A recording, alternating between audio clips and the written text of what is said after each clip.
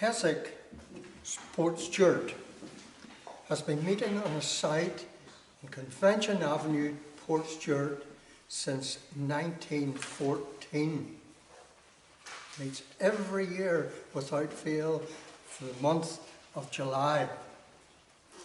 And all during World War I, and all during World War II, and all during the troubles of recent years, thousands of believers gathered every July without fail, every July, to worship and be taught from God's Word. Isn't that amazing? And it reminded me, whenever I was thinking about Joseph's problems, the Lord was with him through every one of them. So the Portstewart Convention, it's amazing. I discovered this recently. Through World War I, Northern Ireland was bombed. Portstewart wasn't, thankfully, but Belfast was bombed. And all through World War II, and all through the Troubles, God made sure that Keswick Portstewart was there for believers to enjoy. So we've seen that when you think about Joseph, all the troubles he went through, and all the troubles that we go through in life, as we get older, they seem to pile one on top of each other. Isn't that right? But we know that God will work everything out for our good. God has promised his people, and all the families of the earth shall be blessed. You see, Joseph was chosen to go into Egypt, of all places into Egypt. But the children of Israel, remember whenever the famine and all the rest of it, Jacob and the whole family came to Egypt, and they stayed there. And the Lord built them up as a mighty nation there.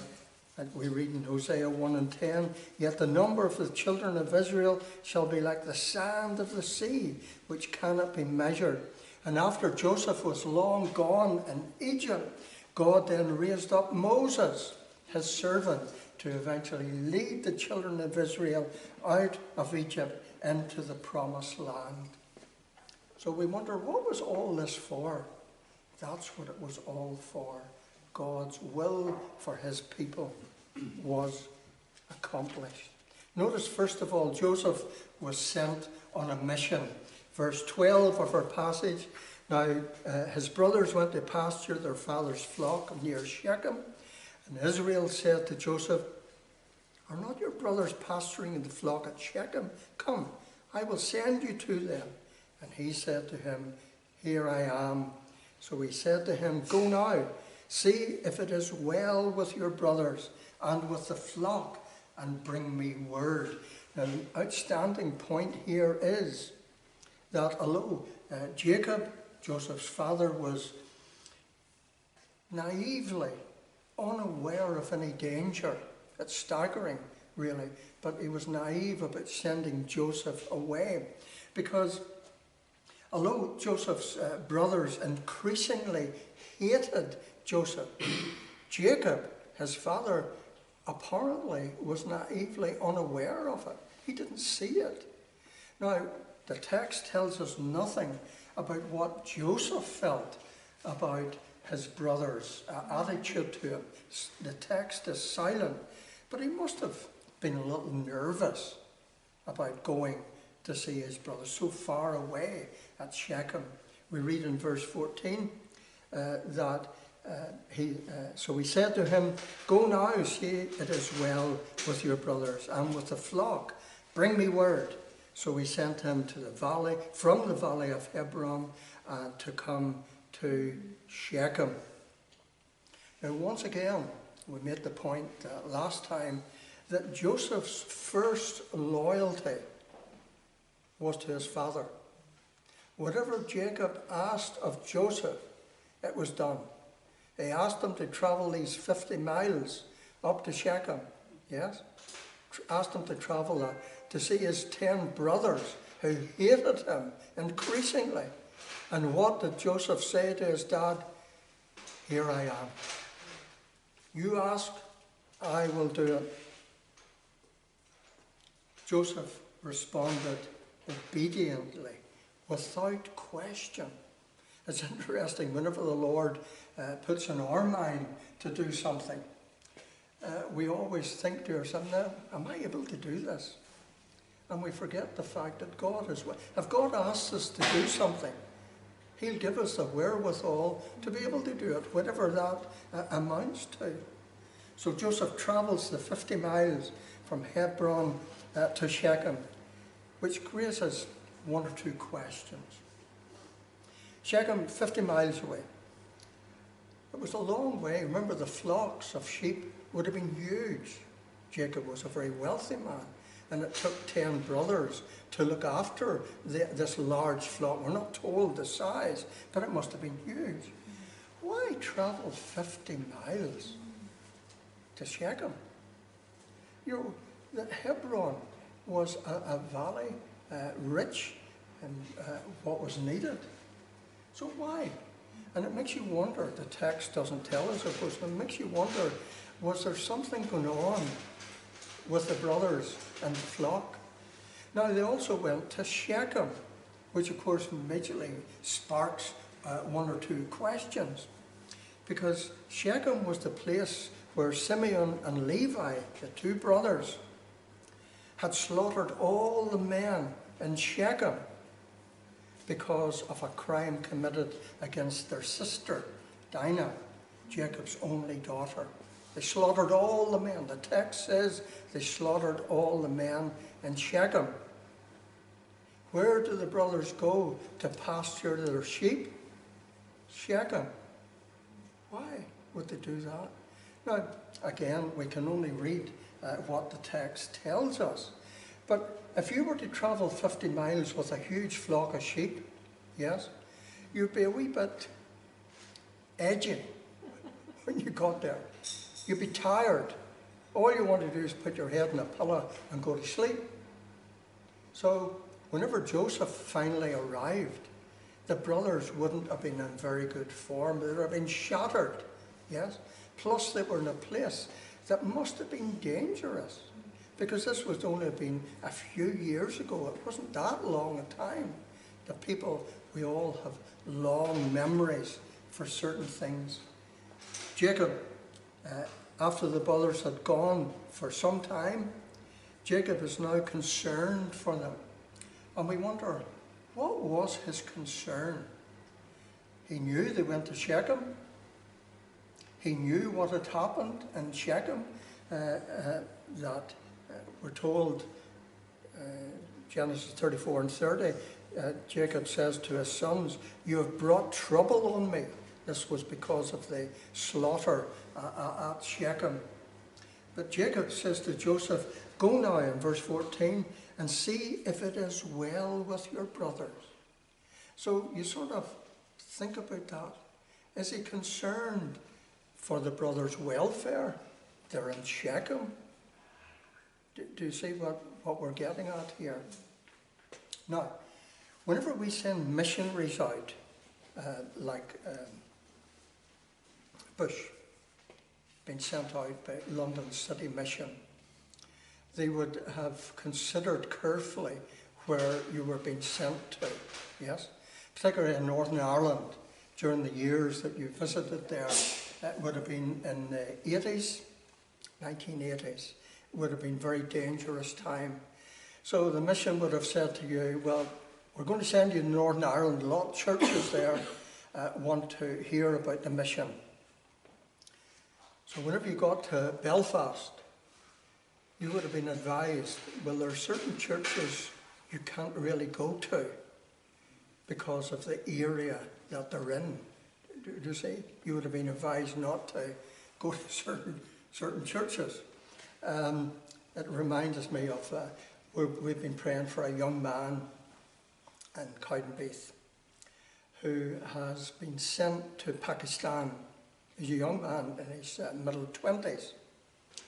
And the mission that sent him also thought very, very carefully. He's going to Pakistan to teach English in a Christian university. And of course all these questions would arise, you know, I mean, with their unreasonable, extreme blasphemy laws. You have this young man teaching Christians English. You know, even the English, that's UK, America, and all this sort of thing, yeah. Now, they thought carefully. Apparently, this young man had been there previously teaching English. And he was now experienced. He understood the situation. The mission understood the situation. And he is now in Pakistan at this Christian university. The point is that we need to consider these things carefully. Jacob didn't consider carefully sending Joseph. He didn't consider carefully that his sons were going to Shechem. Of all places, they went to Shechem. These things we must consider carefully. Joseph is sent on a mission. Secondly, we notice the brothers' evil intent. When Joseph got to Shechem, his brothers weren't there. Verse 15, a man found him wandering in the fields. Feel sorry for the young fellow, don't we? He was lost. Couldn't find his brothers. They weren't where they were supposed to be. So he meets this man. And this man just happens to overhear the brothers saying that they were going to go to Dothan. They're going to take the flocks up to Dothan, which was about 12 miles from Shechem. Now, it sounds okay, yet the presence of this man out of nowhere, who just happened to hear the brothers tell where they were going. The right moment, the right time, the right place. Joseph needed help in this. It sounds remarkable to us that this man just happened to be there.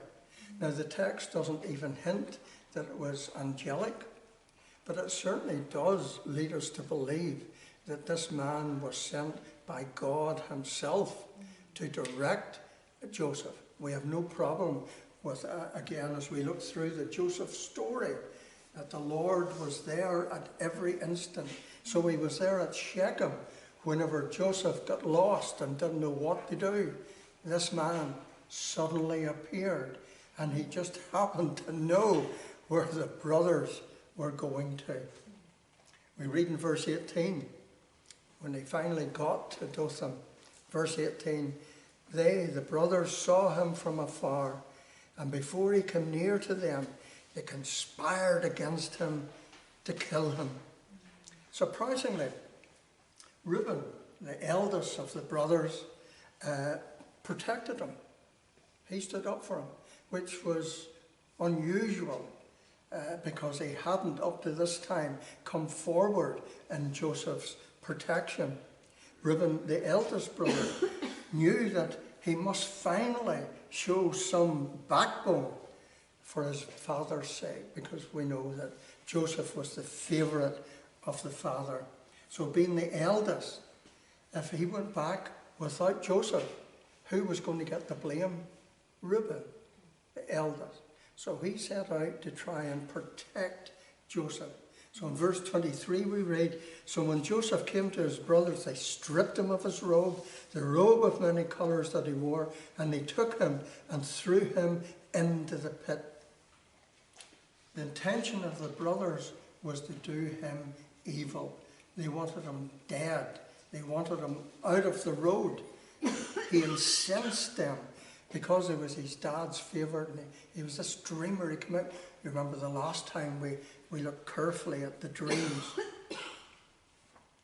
So they put him into the pit.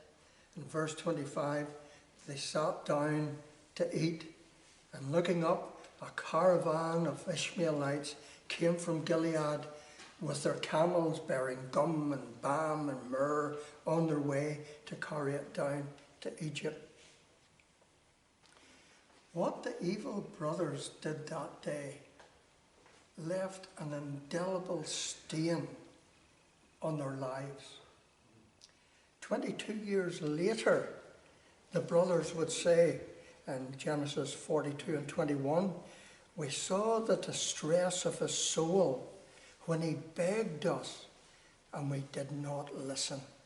22 years later, this was still a stain, an indelible stain on their very soul.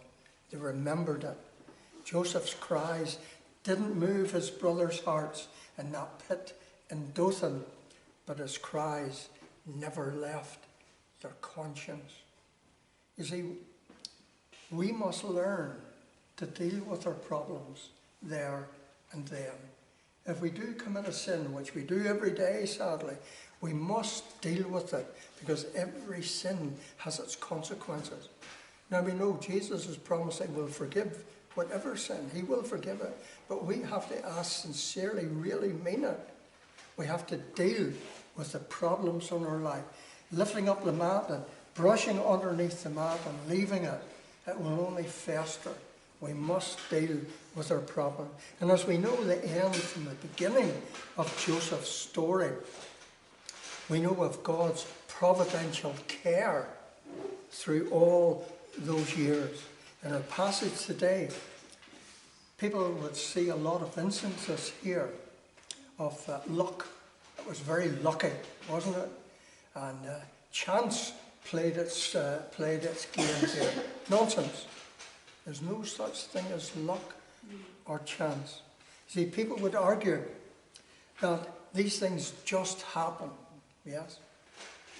For example, the brothers just happened to grade their flock in Shechem, and this man overheard where they were going to.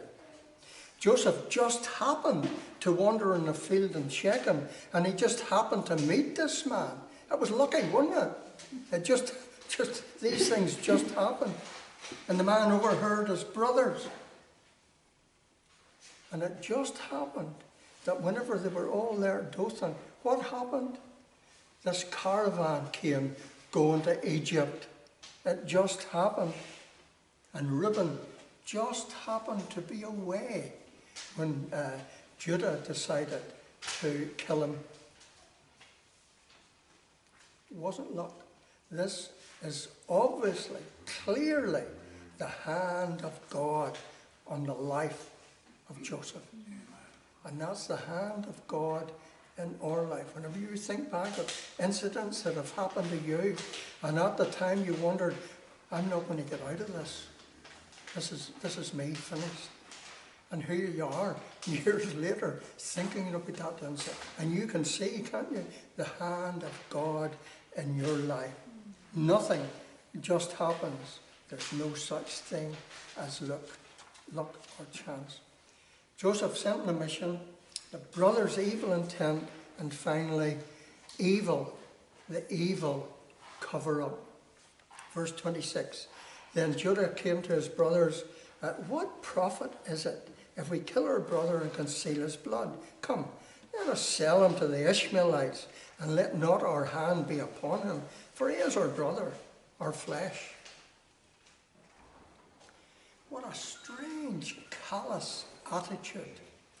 It really sets us back when we think that the brothers admit that he is our brother and that he is their own flesh. Yet they were going to kill him, and now they're going to send him to Egypt among all these foreigners. So here are the 10 brothers of Joseph with 20 shekels shaking in their pockets.